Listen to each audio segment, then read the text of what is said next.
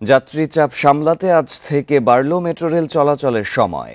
প্রতিদিন সকালে চালু এবং রাতে বন্ধের সময় আধা ঘন্টা করে বাড়ানো হয়েছে।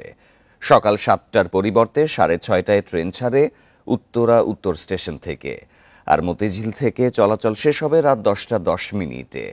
নতুন সূচিতে শুক্রবার বেলা 3টার পরিবর্তে 2:30টায় চালু হবে মেট্রো রেল। দীর্ঘদিন পর মেট্রো রেলের সময় বাড়ানোতে খুশি নগরবাসী। বান্ডেল থাকলে প্রতি সেনমানিতে টাকা বাঁচবে।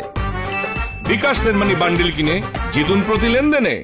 রোববার সকাল 6:30 উত্তরা উত্তর মেট্রো স্টেশন থেকে মতিঝিলের উদ্দেশ্যে ছাড়ে ট্রেন, যা এতদিন ছাড়ত সকাল 7টা 10 মিনিটে।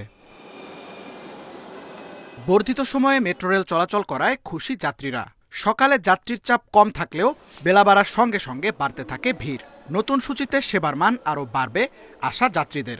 আমি যাব লৌহজং, তো পরে গেলে আসলে আমার অফিসটা ধরতে সময় লস হইতো, তো এখন ভালো হয়েছে ভাই। কুমিল্লা যাব, গিয়ে অফিস ধরবো। হ্যাঁ, এর আগে ছিল 7টা 10 রওনা দিলে আমার জন্য একটু দেরি হয়ে যেত।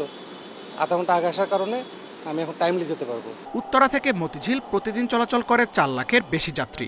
সময় বাড়ানোর পাশাপাশি মেট্রো রেলের ট্রিপ সংখ্যা বাড়ানোর দাবি যাত্রীদের। তারা বলছেন, ট্রেন চলাচলের সময় বাড়ায় দৈনন্দিন জীবনযাত্রা আরও সহজ হবে। সকালবেলা যাই, দেখা যাচ্ছে যে এদিকে রিক্সা পাওয়া যায় না, এদিকে অনেক সমস্যা হয়, বাস টাস থাকে না। সেক্ষেত্রে মেট্রোটা সকাল সকাল অন করে আমাদের ভালো হয়েছে। খুবই একটা বুদ্ধিদীপ্ত কাজ হয়েছে যে আসলে যারা অফিস যায় তাদের কথা ভেবে যে টাইমটা আগানো হয়েছে আর কি।